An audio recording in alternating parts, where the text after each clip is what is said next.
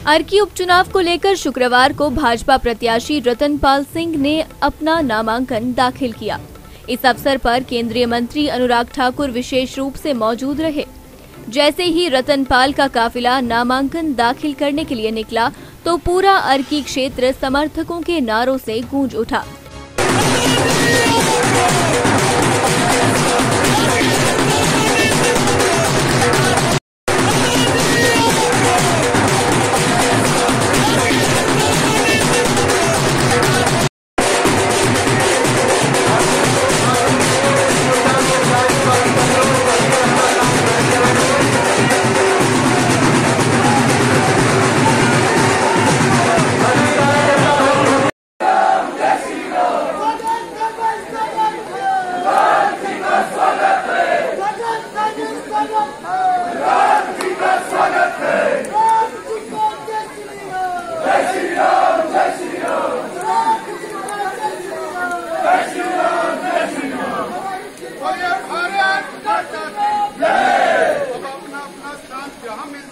इस नामांकन में भाजपा ने एकजुटता का संदेश दिया और अपना शक्ति प्रदर्शन भी किया।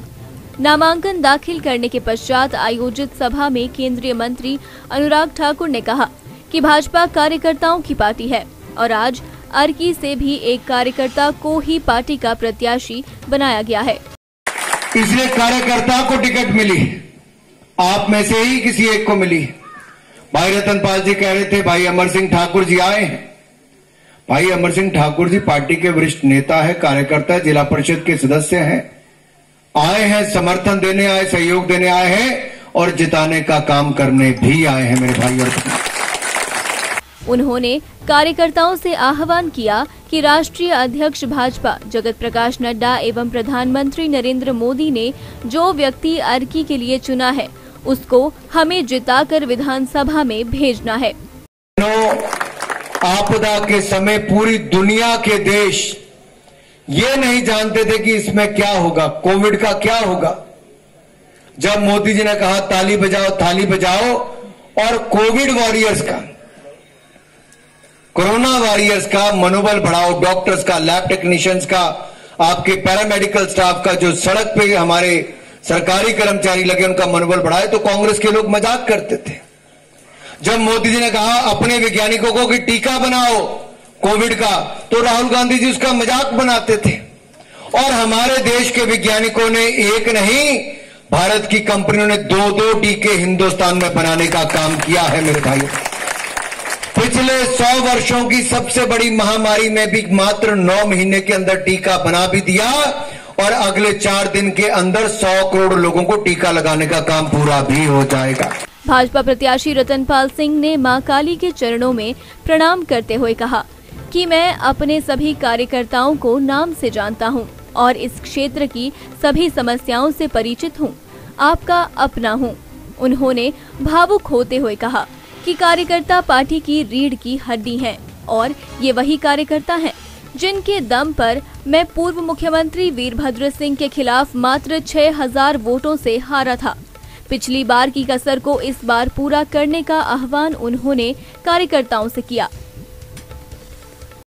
हाँ जी सर, चुनावी जनसभा में पहुंचे हैं, कितना आश्वस्त है जीत को लेकर और किन इश्यूज को लेकर जो है इन चुनावों में उतर रहे हैं?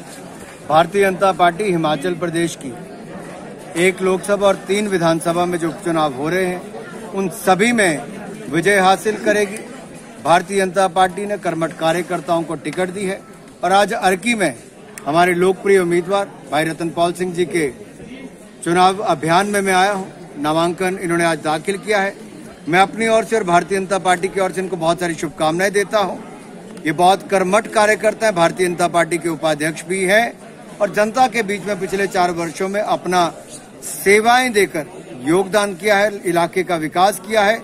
अब जब विधायक बनेंगे तो इसका चहुमुखी विकास और करेंगे। निश्चित तौर पर दुनिया की सबसे बड़ा राजनीतिक दल केंद्र और प्रदेश में जो सत्ता में है वहां पर स्वाभाविक तौर पर बहुत सारे कार्यकर्ता जो सीनियर भी होते हैं उनकी इच्छाएं भी होती हैं चुनाव लड़ने की, लेकिन जैसा मैंने अपने उद्बोधन में भी कहा कि हर किसी को टिकट मिलना संभव नहीं, हर किसी का मंत्री, मुख्यमंत्री, प्रधानमंत्री और चेयरमैन बनना संभव नहीं।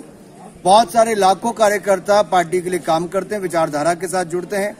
हमारा सोच प्रदेश को आगे बढ़ाने की है, देश को आगे बढ़ाने की है और हम सब इकट्ठे मिलकर कार्यकर्ता चुने हुए उन प्रतिनिधियों के साथ मिलकर भी अपने उम्मीदवारों को जिताएंगे।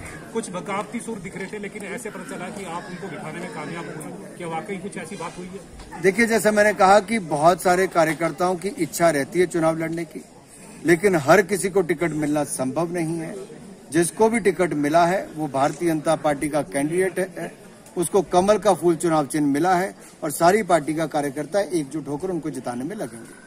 कांग्रेस किया गया है। देखिए, मैंने किसी के बारे में बयान सुना नहीं तो उसके बारे में कोई टिप्पणी नहीं करना चाहूंगा। मैंने पहले भी कहा कि जो पार्लियामेंट्री बोर्ड है, सेंट्रल इलेक्शन कमेटी है, वो जीतने वाले उम्मीदवार, कई बार बहुत कम अंतर भी होता है कौन जीत सकता है कौन नहीं जीत सकता, लेकिन जहां पर पार्टी को लगता है जीत सकता है उसको टिकट देती है। तो बराबर कोई ऐसा दंड नहीं पड़ेगा? चाहे अर्की की बात हो, गोविंद शर्मा की, या फिर भारतीय जनता पार्टी कार्यकर्ताओं की पार्टी है। आपने हाल ही में देखा गुजरात में भी पूरे के पूरे मंत्री बदल दिए गए, मुख्यमंत्री उप मुख्यमंत्री समेत।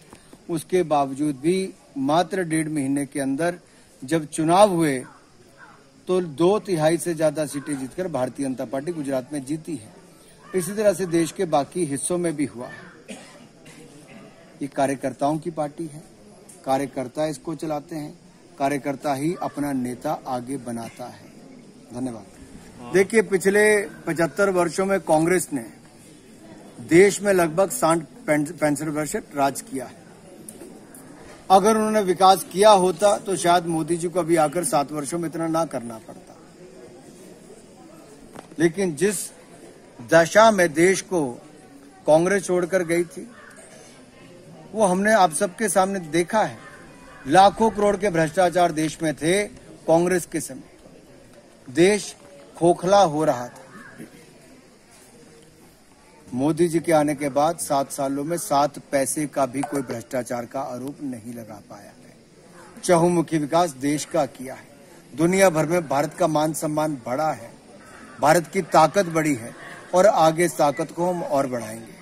हिमाचल में परिवारवाद को चलते एक जो टिकट है वो कैंसिल हुआ जुब्बल का। ना जाने ये कौन क्या क्या कहता है,